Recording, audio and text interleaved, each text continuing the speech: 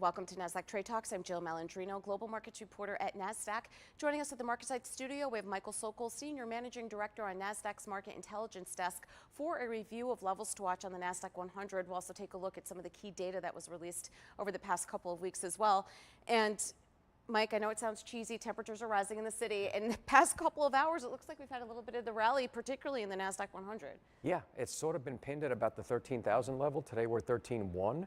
It's about 50 points higher than where it's been topping out. So if we can close there, you're above where that level has been. We've been sort of range bound over the last week or so for reasons we can discuss later.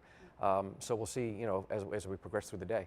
Yeah, and it's interesting to see how the market has reacted to jobs data, the CPI data. PPI came out earlier this morning. It seems to be as if the market is digesting it a little bit more in stride than having these extreme moves to the downside or the upside. Yeah, there's a lot of moving parts, but inflation, if you will, has been less scary than feared. You don't get the upside surprises that you've been getting.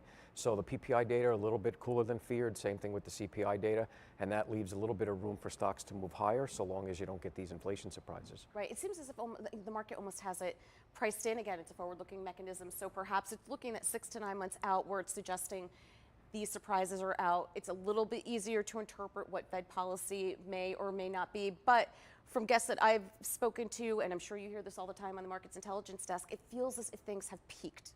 Yeah, I think the market's saying that inflation has peaked. Certainly you can see it in the expected future rates hikes, which with the help of the banking crisis that we had, have come down, and there's cuts expected for the back half.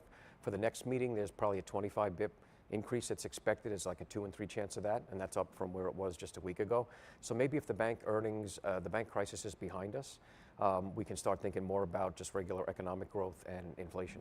Speaking of the banks kicked off earnings, and we'll get a number of them on Friday. In addition to banks, what are you looking at more holistically from this earnings season? Yeah, I think first of all, for earnings season at large, there's not a lot expected of it. We're looking at 7% earnings declines. That's kind of baked in already.